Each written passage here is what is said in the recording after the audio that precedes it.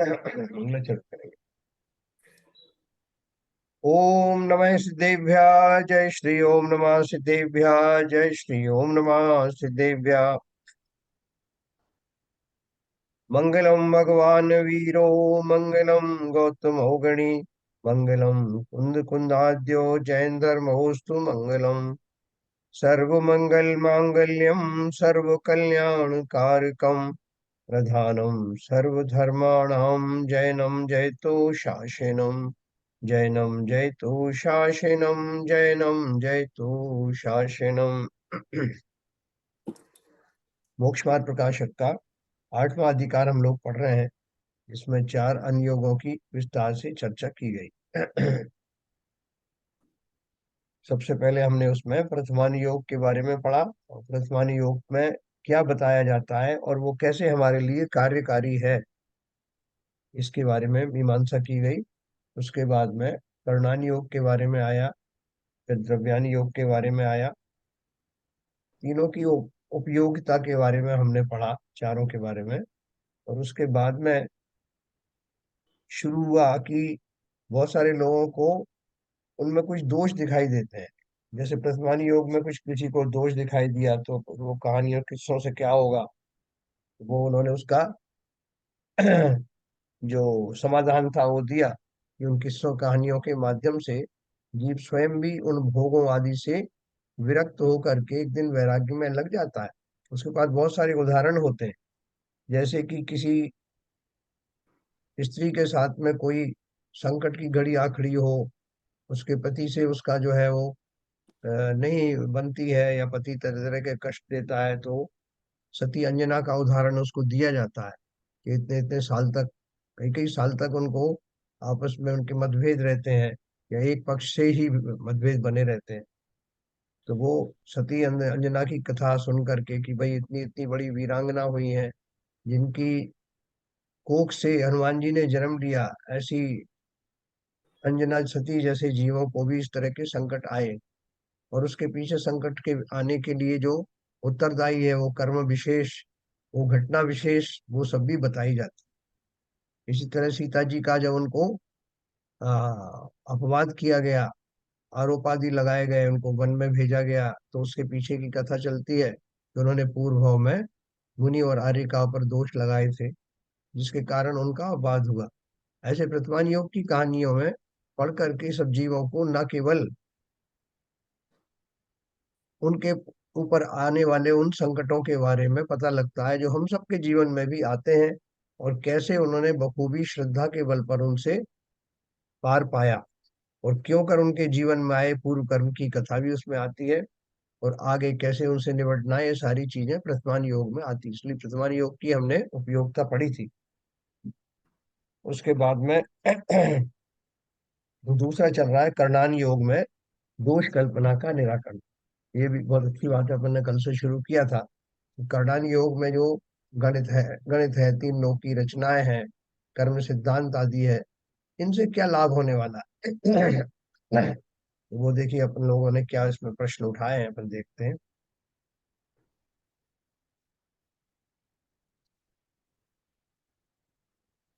देखिए कर्णान योग में दोष कल्पना का निराकरण।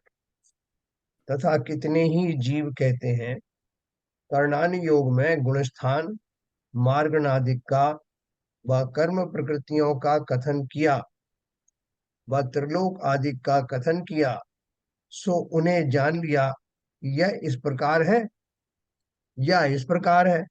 इसमें अपना क्या कार्य सिद्ध हुआ है? चेले ने पूछा कि इससे हमें क्या फायदा हुआ। हमारे हिसाब से तो या तो भक्ति करे, या व्रत दान आदि करे, या आत्मानुभवन करे, इससे अपना भला हो। उनसे कहते हैं कि परमेश्वर तो वीतराग है, भक्ति करने से प्रसन्न होकर कुछ करते नहीं है। ये बहुत ध्यान से सुनना, क्योंकि हम और आप सब जो है ये सब बात सुन तो लेते हैं, लेकिन हमें बचपन से ही गुट्टी पिलाई जाती है कि भैया भक्ति करने से कुछ तो होगा, या तो भगवान स्वयं ही भक्तों का भला कर देंगे, या एक आध कोई व्यंतर देव को भेज देंगे कि जाओ इनका संतोष कुमार जी का संकट दूर करके आओ। तो हम बैकग्राउंड में कहीं ना कहीं हमारी ऐसी मान्यता है, इन दो कारणों से हम जो है उनको भक्ति में लगे रहते हैं और सोचते हैं कोई कुछ भी कहे, कुछ ना कुछ तो मिलेगा। मिलता तो है, लेकिन वो कैसे मिलता है वो मैकेनिज्म समझना, क्योंकि उस मैकेनिज्म को समझ करके उससे भी ज्यादा फायदा कहाँ से होता है ये हमें मालूम पड़े। तो बोल रहे हैं भक्ति करने से, परमेश्वर तो वीतराग है, भक्ति करने से प्रसन्न होकर कुछ करते नहीं है। भक्ति करने से कषाय अवश्य मंद होती है, उसका स्वयमेव उत्तम फल होता है उस काल में जिस समय भक्ति हो रही है। सो करणान योग के अभ्यास में उससे भी अधिक मंद कषाय हो सकती है, इसलिए इसका फल अति उत्तम होता है। तथा व्रत दानादिक तो कषाय घटाने के बाह्य निमित्त के साधन है।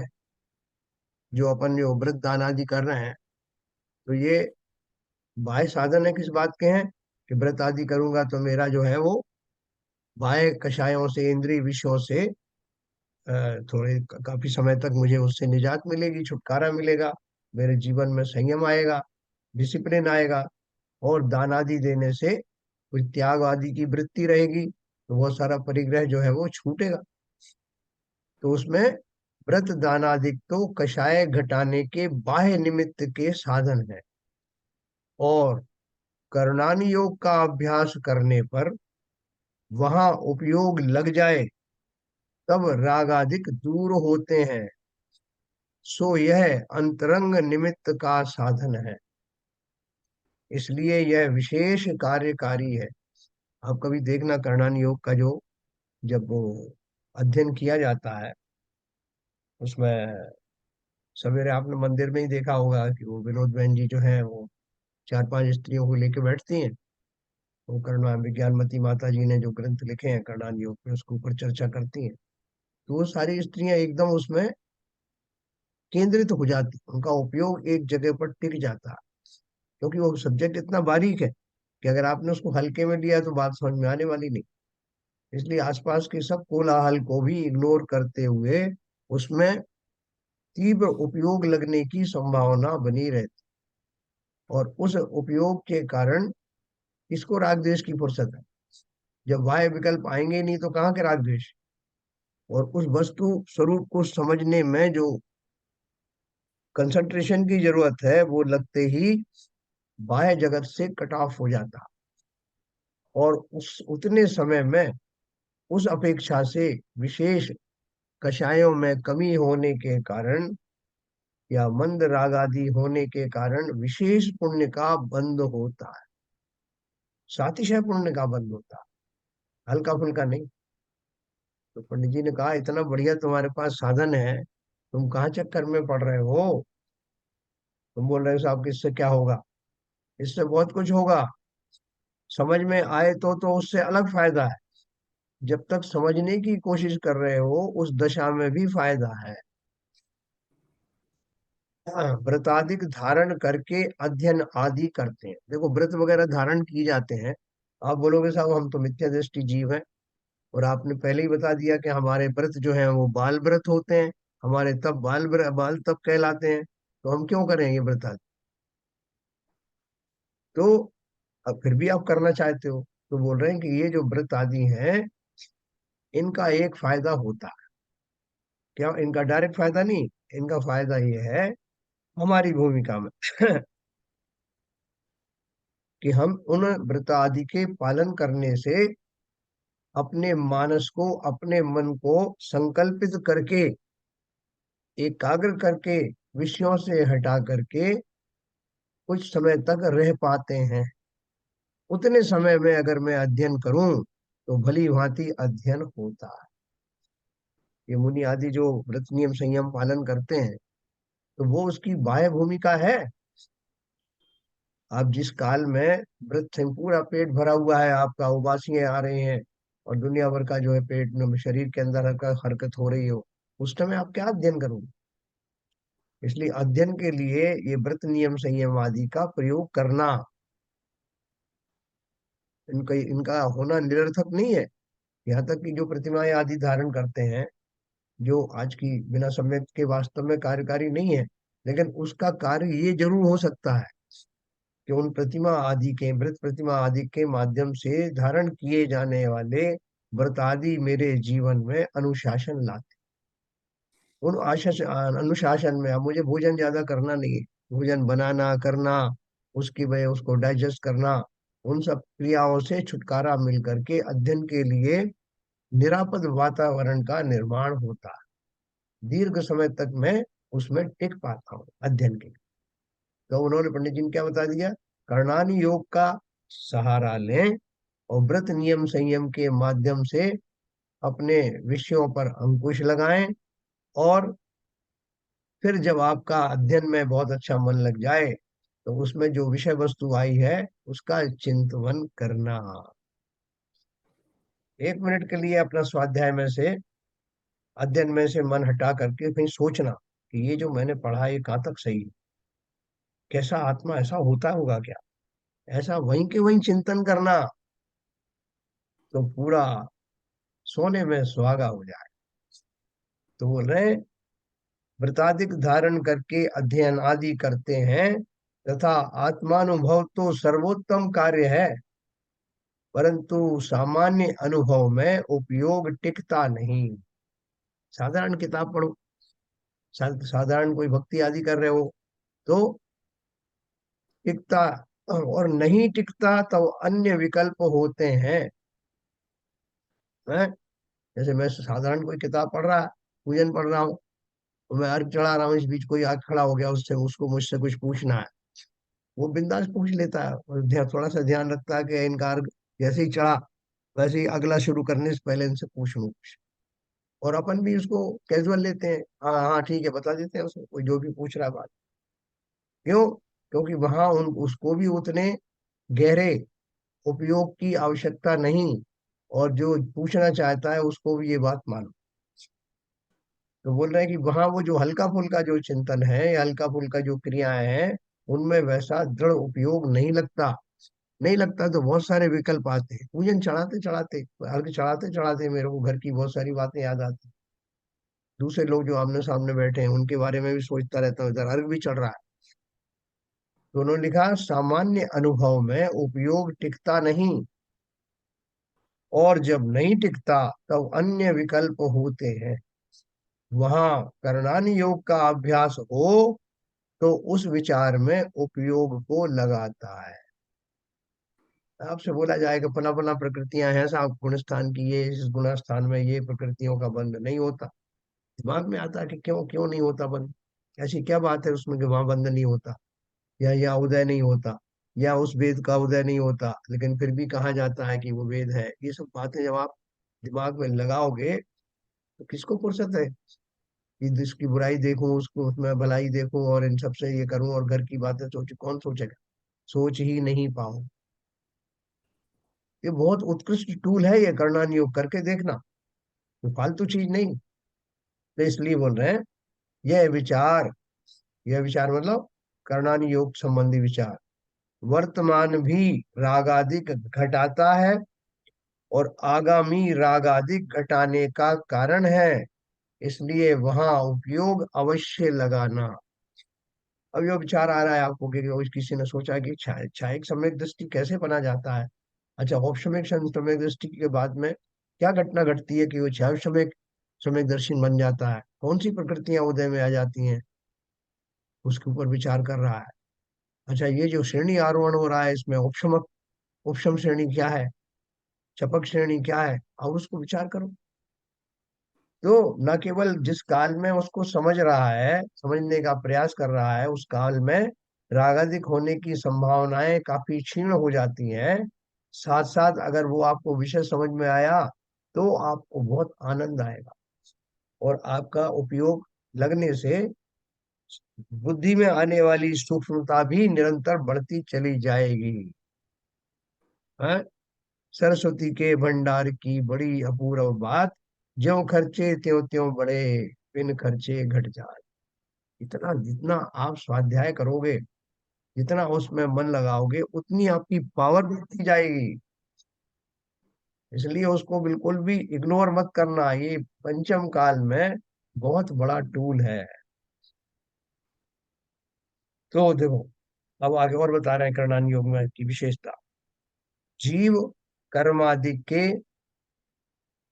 नाना प्रकार से भेद जाने, उनमें रागादि करने का प्रयोजन नहीं है।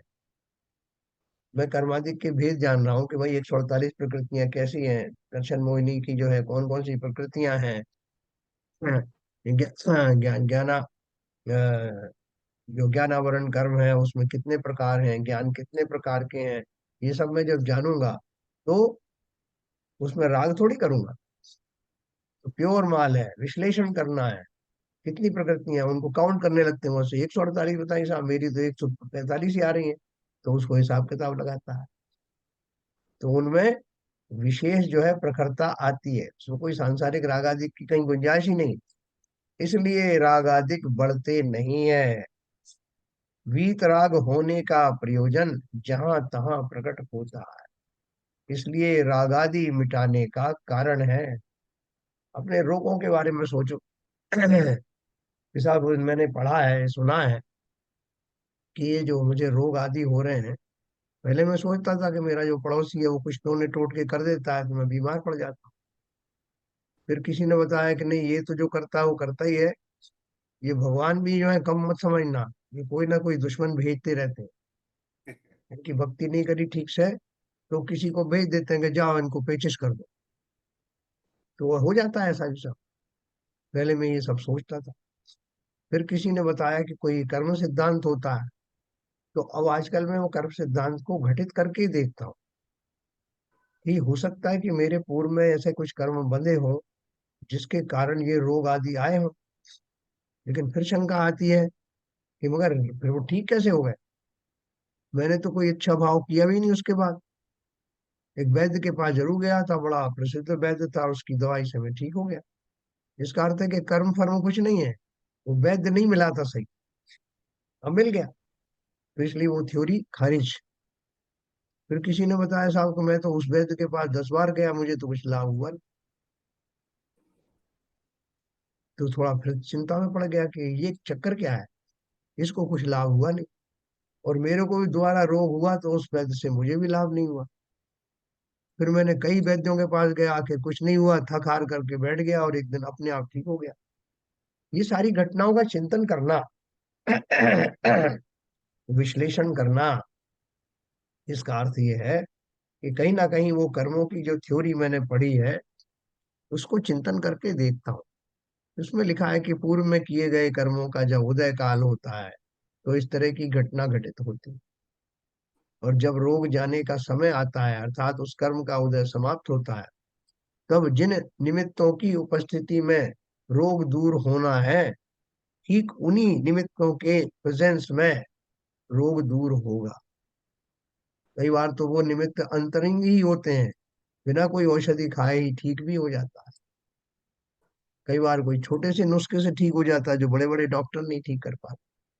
तो इन सबको मिला करके चिंतन करना और फिर अपने जो कर्म सिद्धांत वाली थ्योरी को फिर से पढ़ना, हमारे समझ में आ जाएगा कि मेरा आंतरिक कारण तो ये कर्मों का ही उदय है। इस जड़ को समझ करके आगामी काल में ऐसे कर्म ना बंद हो, इसका भी उपाय करना। और पूर्व में जो बांधे हुए कर्म जब फिर से उदय में हो, उस काल में हाय हाय ना करना।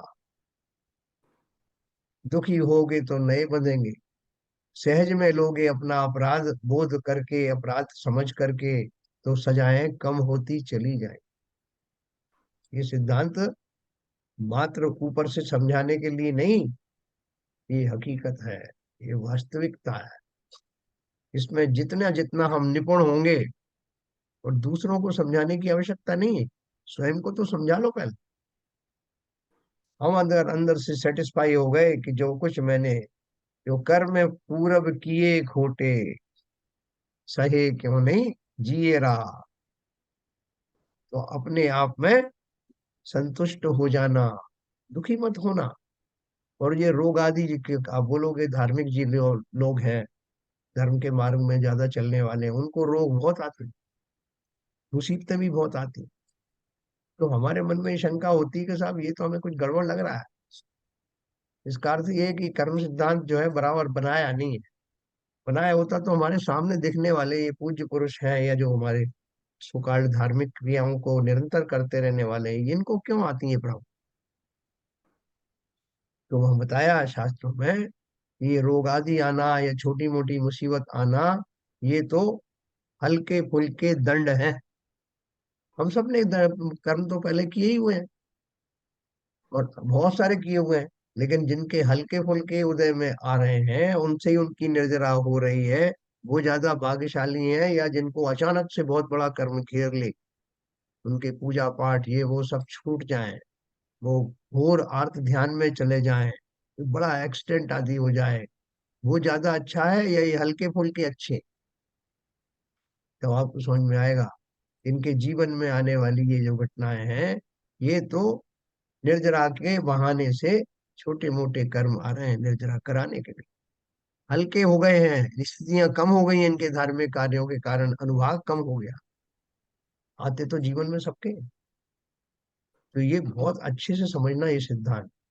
और ये सिद्धांत समझना कहाँ समझेंगे, करणान योग में ये सिद्धांत विस्तार से बताया। फिर तो वो आश्वस्त हो जाता है। फिर छोटे मोटे क्या, बड़े बड़े कर्म भी आते हैं, लोग सिगड़ी जला देते हैं सर पर, तब भी उनका बाल बांका अंदर से होता नहीं। बाल बांका तो दूर है, उन घटनाओं को भली भांति समझ पाने के कारण, निरंतर समता में बने रहने के कारण, ऐसे मुनियों को मोक्ष भी हो जाया करता है ना, हमारे सामने प्रत्यक्ष उदाहरण। इसलिए ये सिद्धांत बहुत बढ़िया है, इनको अच्छे से समझना, ऐसे अच्छे से समझना कि हम उसमें डामाडोल ना हो। तो आगे क्या कहा, जीव कर्मादि के नाना प्रकार से भेद जाने, उनमें रागादिक करने का प्रयोजन नहीं है, इसलिए रागादिक बढ़ते नहीं।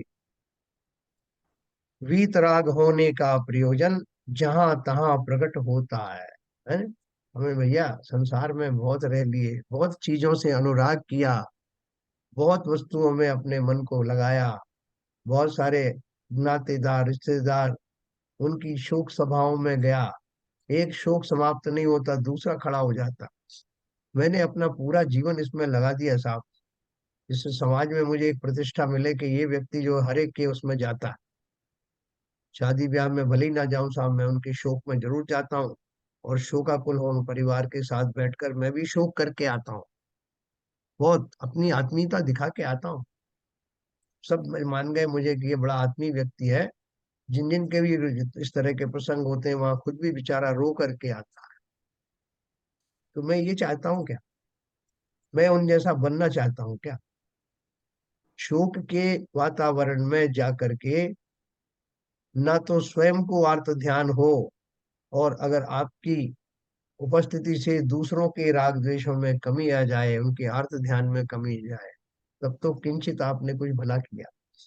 वरना तो उनका शोक और बढ़ा के आ गए कि भैया आपका जो हुआ वियोग, उससे मुझे अपना वियोग याद आ गया, मेरे साथ भी ऐसा ही हुआ था, मैं आपके दर्द समझता हूँ साहब, मुझे भी अपनी घटनाएं याद आ रही हैं, अपन दोनों मिलकर रोते हैं एक साथ। इसलिए गए थे। तो इसलिए उनने बोला, वहां उन अवस्थाओं में वीत राग कैसे बने, बहुत राग किए पूर्व में जिसके फल ये हैं। हैं? जो कुछ मैंने पूर्व में किया, उनका फल फिर से रागी होने का होता। वीतराग होने का प्रयोजन जहां तहां प्रकट होता है, इसलिए रागादि मिटाने का ये करणानुयोग कारण है।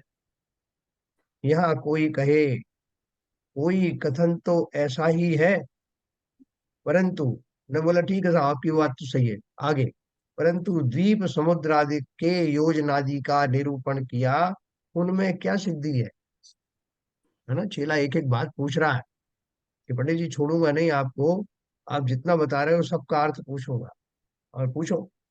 बोले चलो आपकी ये बात कर्म सिद्धांत वगैरह की तो मान लिया, लेकिन आप ये बता रहे हो कि इतने द्वीप हैं, इतने समुद्र हैं, 8 महाद्वीप, नंदीश्वरम बता दिया आपने।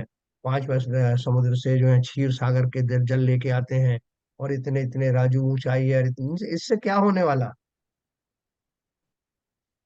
उत्तर दिया, उनको जानने पर उनमें कुछ इष्ट अनिष्ट बुद्धि नहीं होती, इसलिए पूर्वोक्त सिद्धि होती।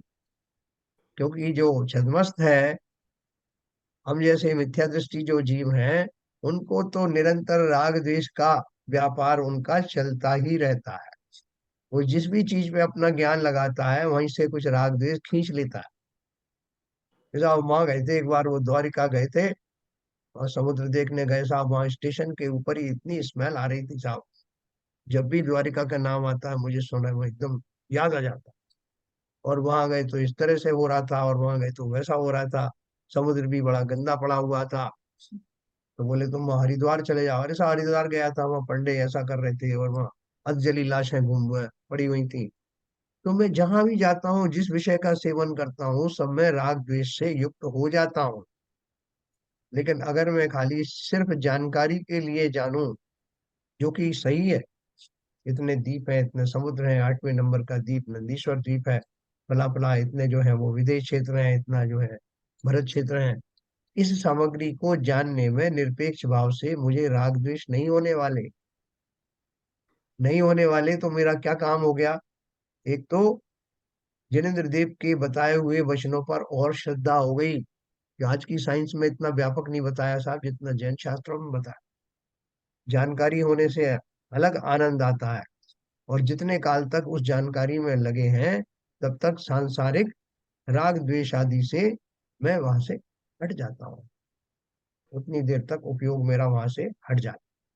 तो इसलिए उन्होंने कहा, उसमें कुछ इष्टनिष्ट बुद्धि नहीं होती, इसलिए पूर्वोक्त सिद्धि होती है।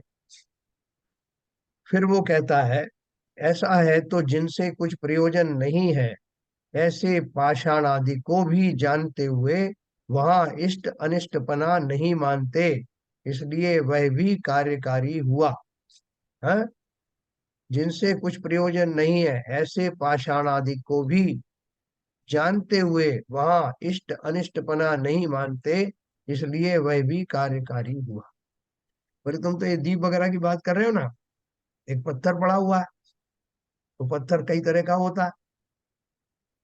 तो उस पत्थर की क्वालिटी मुझे पता लग गई, मालूम पड़ा कि बाहुबली स्वामी की जो मूर्ति गोमटेश्वर की है, उस मूर्ति का पत्थर के साथ बारे में मैंने पढ़ा था।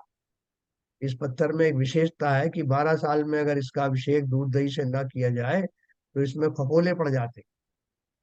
और एक बार ऐसा हुआ था। फिर उन्होंने पुराने ग्रंथों के इसकी हिस्ट्री देखी, और जियोलॉजिस्ट ने बताया कि इसके ऊपर जो लिखा है वैसा करो, इसकी ये बीमारी दूर हो जाएगी।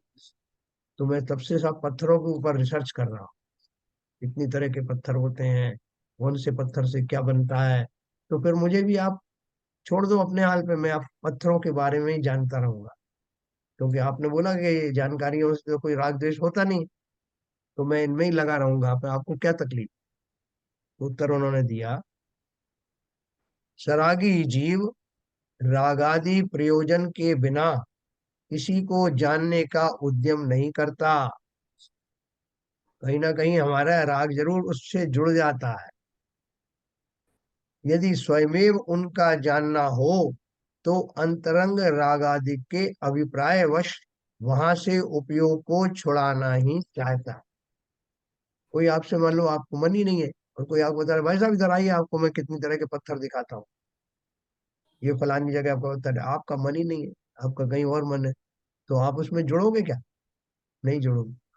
फिर आपको किसी ने बताया कि इन पत्थरों में से कुछ हीरे जवाहरात भी हुए हैं, वही पत्थर जैसे लगते हैं। और मुझे हीरे जवाहरात न केवल देखने हैं, बल्कि उठा भी लेना है, लेकर के भी आना है। तो मैं उनको बड़ी गौर से सुनूंगा, देखूंगा। उसके पीछे मेरा अभिप्राय क्या है, कि इन पत्थरों से कहीं ना कहीं मुझे कुछ लाभ होने वाला है। देखो तो सही, इस पत्थर में से हीरा कौन सा। कई बार आपका शुद्ध जानकारी भी होती है, लेकिन उस राग, उसके पीछे कुछ ना कुछ राग भी होता। तो इसलिए बोल रहे हैं, यदि स्वयमेव उनका जानना हो, अपने आप ही जानने में आ जाए, तो अंतरंग रागादि के अभिप्रायवश वहां से उपयोग को छुड़ाना ही चाहता है। सामने कोई लेके आ गया, लो साहब पत्थर ले लो पत्थर। बोले अरे भैया क्यों मेरी अकल पे पत्थर डाल रहा है, मुझे नहीं चाहिए पत्थर वत्थर। दूसरा आ गया, एक दूसरा वो लेकर के, साहब इसके पत्थर बेकार है, मेरे ले लो, फलाने समुद्र के पत्थर है। तो आपका मन नहीं है तो आप उस पूरे घटना से अपने आप का उपयोग छुड़ाना चाहेंगे। तो यहाँ वो कह रहे हैं कि अगर आपके अंतरंग में राग आदि नहीं है उन वस्तुओं के प्रति, तो आप वहां उपयोग को नहीं लगाते। यहाँ उद्यम द्वारा द्वीप समुद्र आदि को जानता है, वहां उपयोग लगाता है। सो रागादि घटने पर ऐसा कार्य होता है कि मैं तो जानूं कि मैं इस संसार में कहाँ रह रहा हूँ, ये कितने द्वीप हैं, उस द्वीप में से मैं कहाँ रह रहा हूँ, मेरी पोजीशन क्या है। यहाँ जो बताया कि विदेश क्षेत्र जितने होते हैं, जितने इतने जो है वो म्लेच्छ खंड होते हैं, वो कहाँ हैं, कैसे हैं, नदियों के बारे में जो बताया वो जान रहे हो, तो बिना किसी राग द्वेष के खाली जानकारी के लिए जान रहे हैं। तथा पाषाण आदिक में श्लोक का कोई प्रयोजन भाषित हो जाए तो राग आदिक हो आते हैं, और द्वीपादिक में श्लोक संबंधी कार्य कुछ नहीं है, इसलिए राग आदिक का कारण नहीं। वहां से आप कुछ उठा कर ले नहीं जाओगे कि सब इस द्वीप में से ये जो मिलेच्छ खंड है इस पर मुझे कब्जा करना है, या ये जो विदेश क्षेत्र है इसमें देखूं कि कौन सी जगह जगह कौन सा प्लाट मुझे खरीदने योग्य है। ऐसा तो विचार आएगा नहीं। जब नहीं आएगा तो उसमें किसी तरह का राग द्वेष होगा नहीं, और वो मात्र एक जानकारी रहेगी जिसमें कि आपका कोई विशेष राग आदि का बंध नहीं हो। यदि स्वर्ग आदि की रचना सुनकर वहां राग हो, इसी जो करणानी योग में ये भी बताया ना कितने स्वर्ग हैं, उन कितने कितने लेवल पर क्या क्या स्वर्ग होते हैं, वहां के विमान कैसे होते हैं, वहां के देवों की गतिविधि क्या होती है, उनकी आयु कितनी होती है, उनके किस तरह के सुख आदि होते हैं, तो वो सब पढ़ोगे। यदि स्वर्ग आदि की रचना सुनकर वहां राग हो तो परलोक संबंधी होगा, उसका कारण पुण्य को जाने, तब पाप छोड़कर पुण्य में प्रवर्ते, इतना ही लाभ होगा। तथा दीपादि को जानने पर यथावत रचना भाषित हो, तब अन्य मतादि का कहा झूठ भाषित होने से सत्य श्रद्धानी हो, और यथावत रचना जानने से भ्रम मिटने पर उपयोग की निर्मलता हो, इसलिए वह अभ्यास कार्यकारी। मैंने आपने जान लिया कि 16 स्वर्ग होते हैं, एक के ऊपर एक होते हैं, और वो जो उन ज्योतिषी देवों का या कल्पवासी देवों के विमान होते हैं, उन विमानों की रचना कैसे होती है, कौन कौन सी मणियों से उनका निर्माण होता है, वहां देव किस प्रकार रहते हैं, किस तरह का उनका चिंतन होता है। आपने जब उनको जान लिया, अब आपसे कोई कहे, दूसरा मत वाला कहे कि भाई साहब आपके पास दो विकल्प है। क्या विकल्प है? बोले या तो आप जो है वो वैकुंठ चले जाइए, या जो है वो स्वर्ग चले जाइए। उन लोगों को ये नहीं मालूम कि वैकुंठ में और स्वर्ग में क्या फर्क है। बड़ा मिला जुला सा उनकी जानकारी है। जबकि अभी एक कोई जैनी भाई है, उसने भली प्रकार जान लिया कि ऊर्ध्वलोक की रचना कैसे होती है, स्वर्गों के कितने प्रकार हैं, किन किन भावों से कौन कौन से स्वर्ग में जीव जाता है, और कल्प वृक्ष क्या होते हैं, उनकी आहारचर्या क्या होती है, वो सारा जानता है। अब कोई ने कहा कि भाई साहब आप अगर विष्णु भगवान की सेवा करोगे तो वैकुंठ चले जाओ। बोले वैकुंठ तो चले जाएंगे, फिर वो हमारे जो कर्म वर्म है वो सब माफ हो जाएंगे क्या? बोले साहब वो तो नहीं कह सकते, क्योंकि उनने बोला है कि उसमें आपका कुछ काम नहीं होगा। आप वैकुंठ चले जाओगे तो ये फायदा है कि आप उनकी शरण में चले जाओगे, बस सेवा एवा करने लगो। क्या सेवा करेंगे? बोले बस वही सेवा, मतलब कि वहां पे जो भी देव वगैरह है या जो और लोग रहे हैं उनको किसी को चाय पिला दी, किसी के कपड़े धो दिए। बोले ये आपको सेवा का मौका मिलेगा? किसी को कुछ स्पष्ट ही नहीं पता कि वैकुंठ का अर्थ क्या, स्वर्ग का अर्थ क्या, किस फल से स्वर्ग मिलता है। ये नहीं मोटे मोटा मालूम है, बस आपके अच्छे काम करोगे तो वहां वैकुंठ चले आओ। तो जिस जीव को ये सब विस्तार से मालूम होगा, ऊर्ध्वलोक की रचना कैसे होती है, 16 स्वर्ग और उससे ऊपर के विमानों की में कौन जाता है, क्यों जाता है, कौन से भाव से जाता है, उसको ये छोटी मोटी थ्योरी वाले भटका नहीं सकते। इसलिए जो क्लैरिटी आएगी आपको, उसके माध्यम से कोई आपको भ्रमित नहीं कर सकता। ये उन्होंने लिखा है। दीपादिक को जानने पर यथावत रचना भाषित हो, तब अन्य मतादिक का कहा झूठा भाषित होने से सत्य श्रद्धानी हो। और यथावत रचना जानने से भ्रम मिटने पर उपयोग की निर्मलता हो। जैसे आपसे कहा कि वो सरवार सिद्धि में गया, बहुत सारे महापुरुष और सरवार सिद्धि में गए ना हमारे, तो अपन को एकदम ध्यान आता है कि सरवार सिद्धि में 33 सागर की आयु वाले अविंद्र होते हैं, जो निरंतर धर्म चर्चाएं करते हैं, एक भवावतारी होते हैं। कि एक शब्द कहा था आपको, सरवार सिद्धि, बाकी सब आपने अपने पूर्व ज्ञान से समझ लिया। इसलिए यह अभ्यास कार्यकारी है। तथा कितने ही कहते हैं करणान योग में कठिनता बहुत है, इसलिए उसके अभ्यास में खेद होता है। बहुत सारे लोग बोलते हैं साहब इसमें बड़ी क्लिष्टता है, कितना कितना उसमें बारीक बात है, इनसे हमें क्या फायदा होने वाला। उसमें उलझ के रह जाते हैं, दिमाग खराब हो जाता है। तो करणान योग में कठिनता बहुत है, इसलिए उसके अभ्यास में खेद होता है। उनसे कहते हैं यदि वस्तु शीघ्र जानने में आए तो वहां उपयोग उलझता नहीं, तथा जानी हुई वस्तु को बारंबार जानने का उत्साह नहीं होता, तब पाप कार्यों में उपयोग लग जाता है। इसलिए अपनी बुद्धि अनुसार कठिनता से भी जिसका अभ्यास होता जाने उसका अभ्यास करना, तथा जिसका अभ्यास हो ही ना सके उसका कैसे करें। क्या बोल रहे हैं, कोई सरल सरल चीज है आपको जानना है, आप बच्चों को गेम देते हैं ना, तो थोड़ा सा गेम दे दिया उसमें कि आपको साहब ये कलर भरना है, ये कलर इसमें ये कलर उसमें, वो भर देगा। थोड़ी देर बाद फिर खड़ा हो गया, बोले आप क्या करें, बोले ये दूसरे में भरो, नहीं साहब ये तो बोर हो गया साहब, ये तो बहुत आसान काम है, कोई अच्छा सा बताओ जिसमें दिमाग लगे, है ना, दिमाग की वर्जिश हो।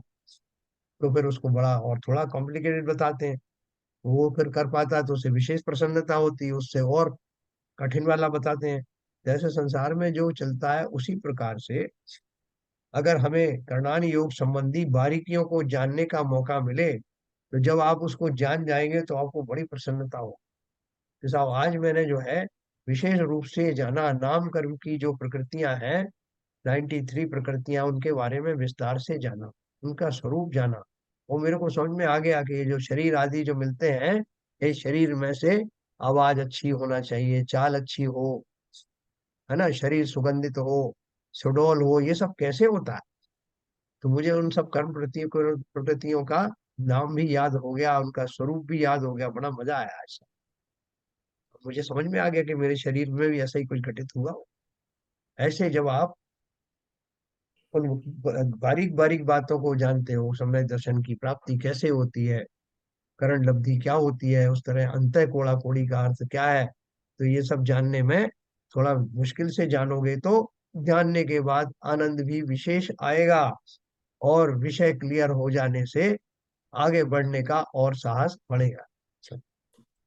इसलिए अपनी बुद्धि अनुसार कठिनता से भी जिसका अभ्यास होता जाने उसका अभ्यास करना, तथा जिसका अभ्यास हो ही ना सके उसका कैसे करें। क्योंकि करणानी योग में बहुत सारी ऐसी भी चीजें हैं जो केवल ज्ञान गम्य है, वह ये लाइन लिख के छोड़ दिया है, ये केवल ज्ञान गम्य है। जब मैं सोचूं कि साहब मुझे तो 10वें गुण स्थान वाले भाव करना है, कहीं लिखा हो तो बताओ 10वें गुण स्थान के भाव कैसे होते हैं, तो कहीं मिलेगा क्या। बोले साहब नहीं मिल रहा है तो मैं कैसे अभ्यास करूं। जिन्होंने किया अभ्यास उन्हें कोई लिखित में देखने की जरूरत नहीं पड़ी, वो तो अपना श्रेणी आरोहण करने वाले भाव उनके स्वतः ही होते चले जाते हैं, और कब मार्ग में कौन सा गुण स्थान पड़ता है उनको स्वयं को ही पता नहीं। इसलिए जहाँ जो चीज जानकारी से लेना है वो तो आप मिल जाएगी, जहाँ नहीं है वो अपने आप ही होगा।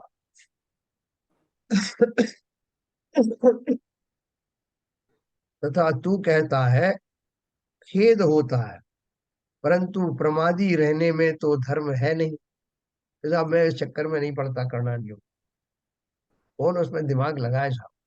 तो बोले दिमाग नहीं लगाओगे उसमें तो कहीं तो दिमाग लगेगा, प्रमादी हो जाओगे। तो साहब मैं नहीं पढ़ता, मैं तो सो जाता हूँ चुपचाप, है, आराम बड़ी चीज है, मुंह ढक के सोई।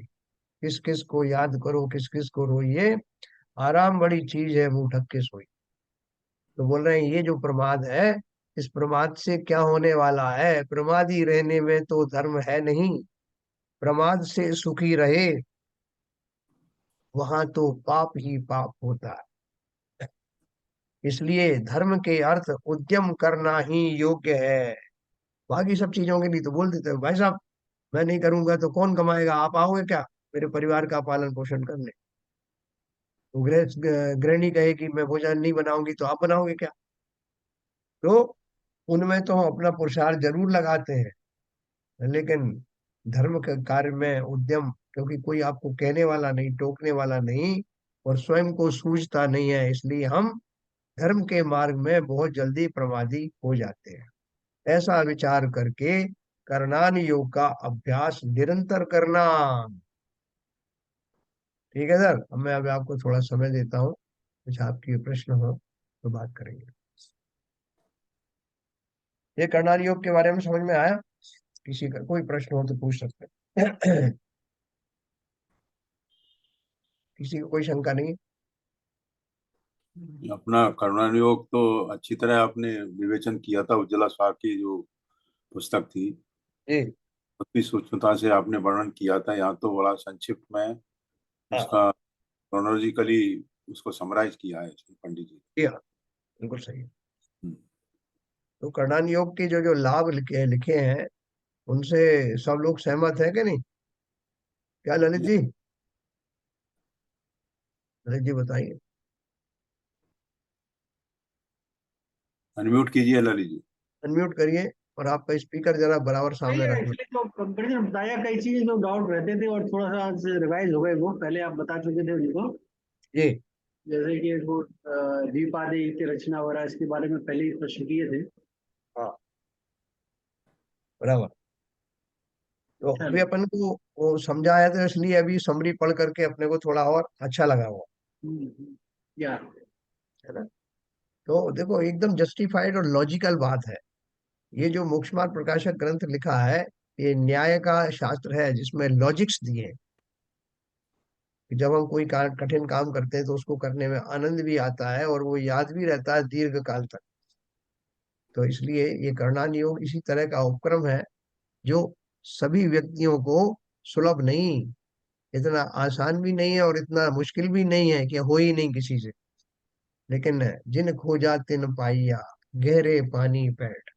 एक बार करणान योग का बैकग्राउंड आपके अंदर में हो ना। ये हमारे एक बेलोकर साहब आते हैं ना मंदिर में, तो अणुशक्ति नगर के मंदिर में मैं करणान योग का अध्ययन करता था। तो वो ये कहते थे कि इन सब से क्या होने वाला है, द्रव्यान योग पढ़ो, आत्मा की बात समझो, इसमें क्या रखा है करणान योग।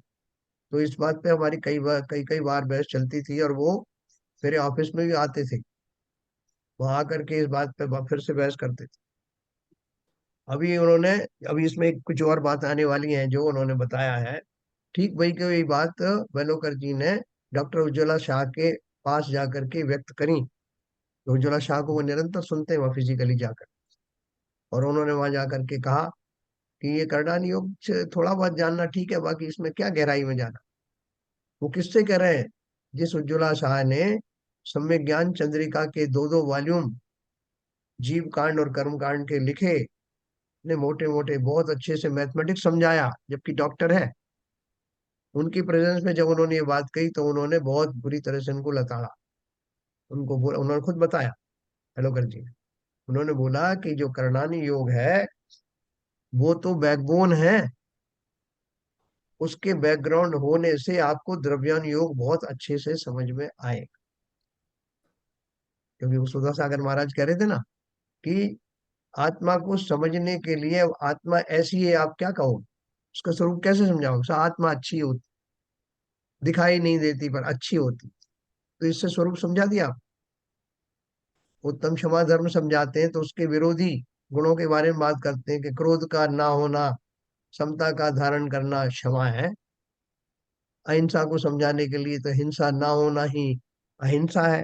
हिंसा का फिर स्वरूप समझा देते हैं तो अहिंसा समझ में आती।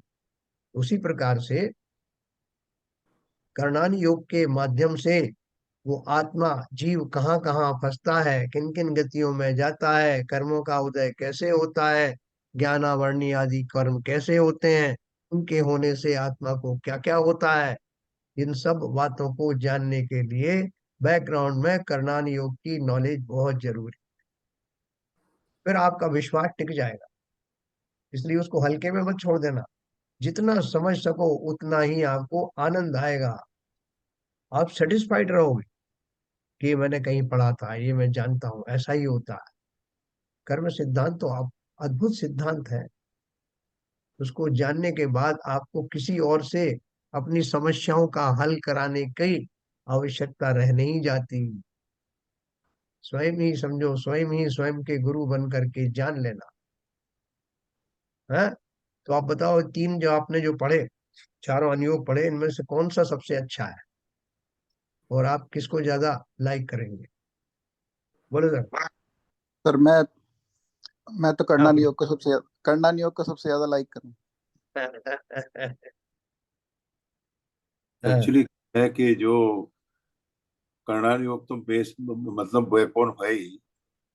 आपके प्रथमान योग है वो उसका फाउंडेशन है, जी, अपने पैरों पर खड़े हो। उसके बाद आपका करणान योग है, चरणन योग है, आपके आके हृदय पे आता है, और जब योग जाके पूरे मस्तिष्क में बैठ जाता है। एक प्रश्न आ रहा था मेरे दिमाग में हाँ, बोलिए। कि पंडित जी ने इस मोक्ष मार्ग प्रकाशक का जो रचना की है, जी, और उस रचना में जो सूक्ष्म प्रश्न उत्तर तो उन्होंने दिए हैं, उत्तर तो कोई भी दे सकता है, हाँ, मगर जनरल श्रावक के दिमाग में क्या क्या प्रश्न आ सकते हैं, जी। ये उनको कहाँ से सूझा? ये तो केवल ज्ञान गम्य है सारे। नहीं, ये जो प्रश्न है ना, ये ऑब्वियस प्रश्न है। आप देखो, कई बार मैं भी ऐसे प्रश्न उठाता हूँ। जब ये किताब मैंने नहीं पढ़ी थी या नहीं पढ़ रहे थे अपन, दूसरी किताबें, तो वहां जो कुछ निकलता था उसमें से अचानक से मैं सोचता था तो कि आप ऐसा भी सोच सकते हैं, आप वैसा भी सोच सकते हैं। जब मेरे जैसा साधारण व्यक्ति इस तरह के प्रश्न सोच सकता है, तो वो असाधारण व्यक्ति थे। नहीं, बात आपकी सही है। जी, जो स्पॉन्टेनियस प्रश्न उठते हैं, हाँ, किसी के दिमाग में 10 प्रश्न उठाएंगे, किसी के दिमाग में 50 उठाएंगे, किसी के हाँ, दिमाग हाँ, में 100 उठाएंगे, हाँ, मगर उनके दिमाग में ऐसा कोई प्रश्न नहीं है जो नहीं उठा हो। और उसकी सबसे बड़ी विशेषता यह है कि वो प्रश्न जो उठे हैं वो एक क्रोनोलॉजिकली लॉजिक ऑर्डर में है। एकदम सही कहा आपने, बिल्कुल सही कहा, ये उसी से संबंधित होती लॉजिकल उसमें एक छोटे से प्रश्न लेके तक का सूक्ष्म प्रश्न आना, उसकी मतलब जो लॉजिक है, सीरियल नंबर से जो प्रश्न उठाए गए हैं, क्रम के हिसाब से। क्रम के हिसाब से। देखो, प्रश्न तो हमारे ये मेरे भी। ख्याल में सिविजन साहब, मेरे को ऐसा लगता है कि ये जो है, मतलब ये लेखक की एक तरीके से उन्होंने इस तरीके से बनाया, दोनों तरफ से सोचा है। एक जनरल आदमी सोचा है, मतलब ये कोई शिष्य और उनके नहीं है। ये एक ही, मतलब जो लेखक है, जो टोडरमल जी हैं, उन्होंने दोनों तरफ से सोचा है और फिर उसको लिखा है, फिर उसमें क्वेश्चन बनाए हैं उन्होंने। मतलब नहीं, क्योंकि अगर बात ज्ञानी तो थे ही वो। बात ये जो उन्होंने सोचा है वो लिखा है, उसकी बात नहीं हो रही है। इस चीज का सोच में आना और उसको ऑर्डर में लाना, ऑर्डर में सोचना, और उनको फिर उनका विवेचन करना तो ज्ञानी का बहुत आसानी हो जाती है। मगर इस तरह के क्वेश्चन उठा के है ना साहब। रखना चीजों में। बोलिए। बोलिए। वानो जैसे बताता ना, भाई लेटर बताते हैं ना वो लोग, जैसे हम लोग न्यूक्लियर में पढ़े हैं। हाँ, तो उन्होंने क्यों क्यों प्रश्न जो है, जो भी चीज है लगा देंगे क्यों, तो प्रश्न बन हाँ, गया।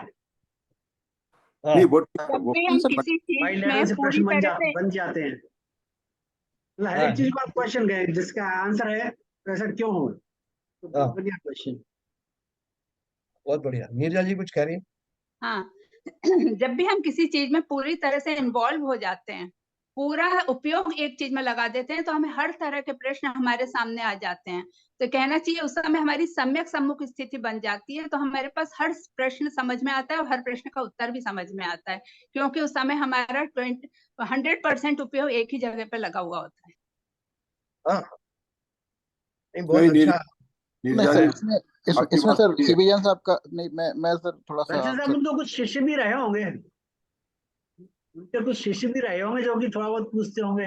अरे वो शिष्य तो आर्टिफिशियल है ललित जी। मैं वो जो शिष्य है वो फिक्टिशियस है। हम जरा उनको विपुल जी को सुनना चाहेंगे। सर ऐसा है, जो जो महान व्यक्ति जो होते हैं ना, वो पहले आंसर उनके रेडी होते हैं, क्वेश्चंस वो बाद में बनाते हैं। जैसे कि एक बुक होती है, उसमें प्रीफे जो उसका इंडेक्स होता है वो सबसे पहले पेज पे लगता है, लेकिन वो इंडेक्स जो है ना सबसे बाद में बनता है और लगता सबसे पहले है। उसी तरह से जब जब उनको पता है कि मुझे क्या क्या बताना है श्रावकों को, पहले उन्होंने वो बना लिया, उसके बाद उसके प्रश्न बनाए। तो उत्तर पहले लिखे बाद में प्रश्न लिखे, तो वो हो जाता है। जब कोई ज्ञानी व्यक्ति इस तरह से होता है और उनको पता है कि किस सीक्वेंस में जाना है, तो जो ज्ञानी व्यक्ति होते हैं वो उनको पहले पता है कि मुझे आंसर क्या देना है, और उसके बाद वो उसको सीक्वेंस करते हैं और उसके बाद ही क्वेश्चन लिखते हैं। राइट राइट राइट, ये भी एक संभावना बिल्कुल है। उसमें से क्या क्या क्वेश्चन उठ सकते हैं वो उसमें से खुद ही देखते हैं, रिव्यू जब करते हैं और उन प्रश्न को जो है उसमें डाल देते हैं, फिर उसको रिवाइज करके प्रश्न उत्तर के फॉर्म में ले आते हैं। ये एक अच्छा है, एक उन्होंने बोला ये भी हो सकता है बिल्कुल। ठीक है सर, चलो ये अच्छा है। ये इस बहाने से मतलब हमें उनकी महिमा आ रही है। सिविजन साहब का कहने का अर्थ ये है कि इतना जो प्रबल विलक्षण बुद्धि के धारी जो जीव हैं, उनसे हमें क्रम रूप से हमारी शंकाएं समाधान होती चली जाती हैं। और शंकाएं कैसी हैं कि वो उसी से रेलिवेंट है, उसी आंसर से जुड़े हुए प्रश्न है, और उनका जब समाधान होता है तो और हमारा संतुष्टि हमको मिलती है। सही बात यह है कि मोक्ष मार्ग प्रकाशक करने से पहले हमारी कुछ लोगों की कितनी भ्रांतियां थी, जी और अब पढ़ने के बाद तो हमें उनके प्रति बहुत ज्यादा श्रद्धान होना चाहिए। सही कह रहे हैं। इसलिए इस ग्रंथ को 19 बार एक सभा में पढ़ा गया, 19 बार सभा में पढ़ा गया, और हर बार लोगों को वाह वाह निकली मुझ। इस ग्रंथ को आप जितनी बार पढ़ेंगे आपको लगेगा नया लगेगा। ये इसकी विशेषता है, और सिंपल भाषा में लिखा है। हिंदी को आपको प्राकृत में है नहीं, संस्कृत में है नहीं, ढूंढारी में लिखा गया था, और ये अभी खड़ी बोली में लिखा गया। तो लेकिन सर चलिए ये और सब चीजें समझने के लिए ना बहुत उस तरह की मानसिकता, उस तरह का दिमाग का बिल्कुल ओपननेस होना बहुत जरूरी हाँ, है। यस।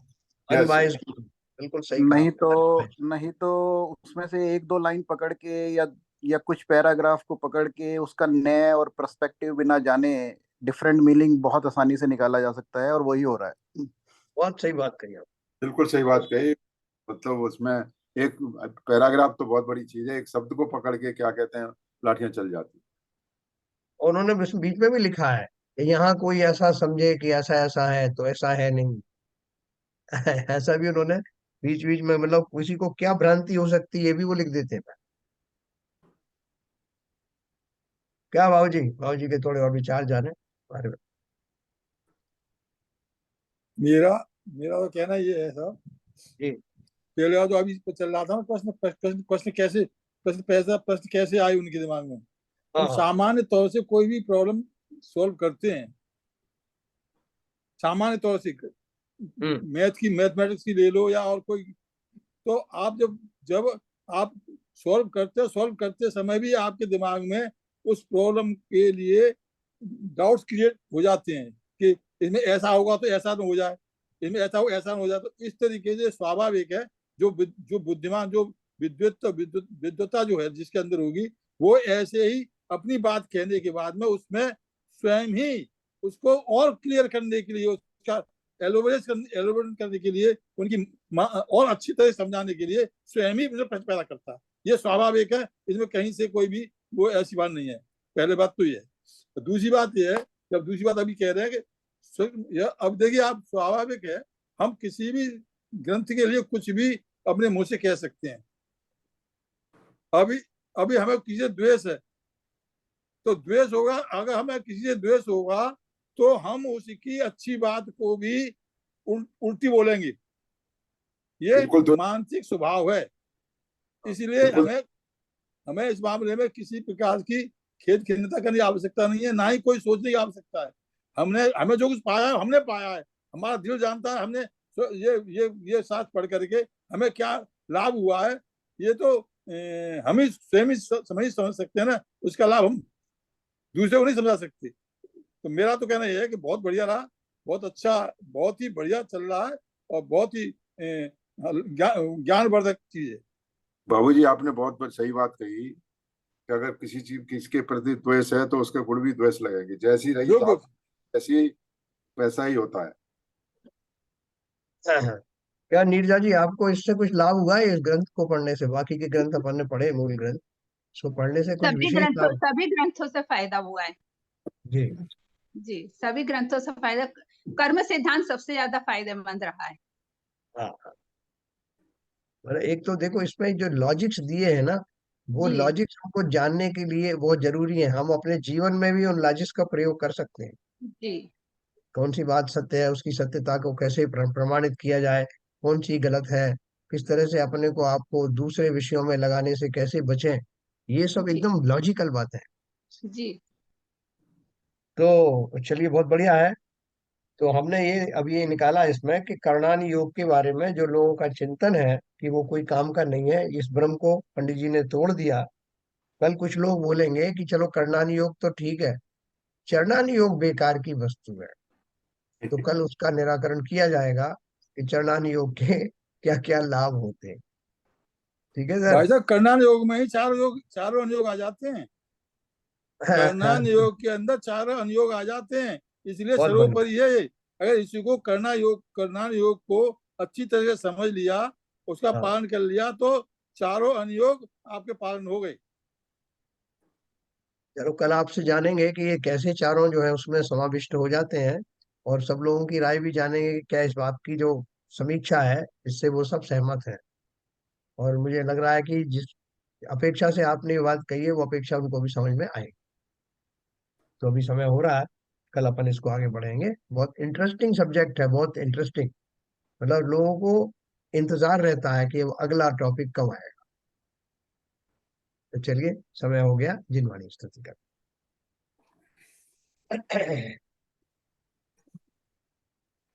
तम नाश वे को ज्ञान के प्रकाश वे को आप परिभाष वे को भानु सी बहानी है। भी जान वे को बंध विधि भान वे को की छान वे को परम प्रमाणी है। अनुभव बताए वे को जीन के जताए वे को न सताए वे को भव्य और आनी है। जहाँ तहाँ तार वे को पार के उतार वे को सुख विस्तार वे को यही जिनवाणी है। हे जिनवाणी भारती तो जबूदन में जो तेरी शरणा गए सो पावे सुख चैन। या वाणी के ज्ञान से सूझे लोकालो तो वाणी मस्तक धरो सदा देते हैं दो, सदा देते हैं दो। जिनवाणी माता।